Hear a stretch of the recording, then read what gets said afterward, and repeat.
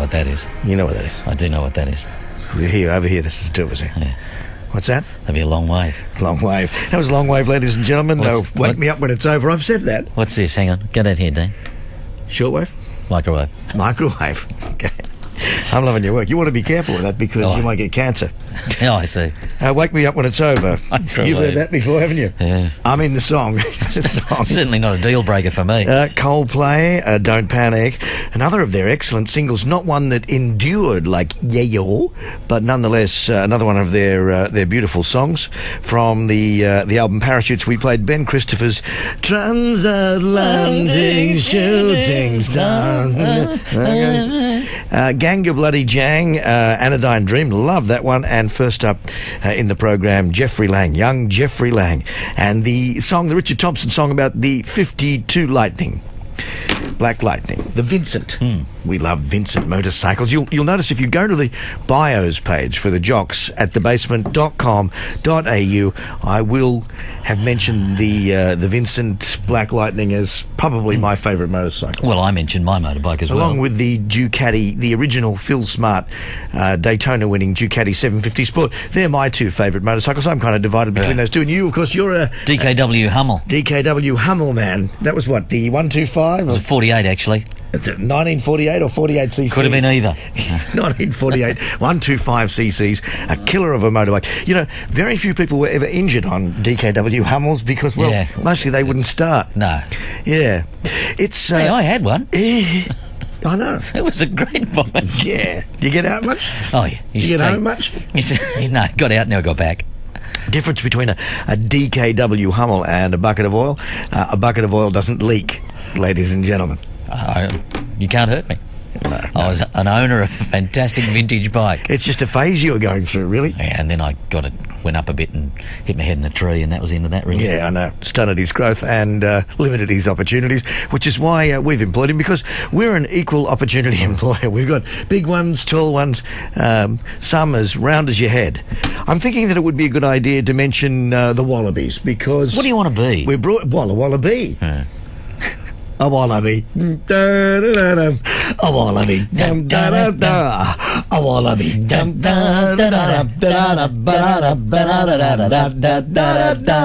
The thing is, this is Sydney. This broadcast emanates from Sydney, Australia. What gave us away? The accent. Yeah. And Sydney, Australia is now the focal point of Rugby World Cup 2003. Never mind all the other games. We're down to the sharp end of the Rugby World Cup. You've got two semi-finals this weekend, both at Telstra Stadium. You've got Australia and the All Blacks on Saturday night, and you've got England and France, the championship for the Northern Hemisphere, on Sunday night, and they'll both be crackers, ladies and gentlemen. I'll tell a man they will. And there's just an extraordinary euphoria in town. It's crystal clear. The sky is bright blue. We're expecting a top of 32 degrees on game night, which is going to be a bit of a shock for the Kiwis, of course, because the temperature rarely gets above 7 degrees Celsius in the Shaky Isles. It's quite temperate down there. Temperate, and the reality of the situation is you don't even need a chulabun to keep your pus cold. No. But it's going to be difficult conditions. The Wallabies have been training in the warmth of Coffs Harbour, and I suspect that might give them some advantage. The real advantage, and I've not seen it to date, because the pundits, the critics, the men who say they know, they've been riding the Wallabies you're off. fired up about They've this. been saying those Wallabies, they couldn't beat time. They couldn't knock a sick girl off a chair. What a bunch of chronic imbeciles. That's what the experts have been saying. Not you, though. The Australian experts have been saying, get behind the boys. Get behind the boys. How can they possibly win without an enthusiastic public? And do you know what? Andy got behind the boys. I know, just last Saturday night. In fact, I've seen the photographs. Yes. Hui. The reality of the situation is... I'm with you. The Australian public, the rugby-loving public, and the Philistines have just started to demonstrate a surge of spirit you can feel in the ether. It's in my water. Yes, I sense that. Yeah, there's gold there. It's almost brown. Yeah. It's because we had the third bottle at lunch yesterday. Shouldn't have done that. But I'm telling you... What are you telling me? I'm telling you, there's a tide of emotion that will pump those boys up to the point where they will be serious opposition for the All Blacks on Saturday night. All right, let's lay it out on the table now. Are they going to win? Yes. I love that kind of talk. Yes.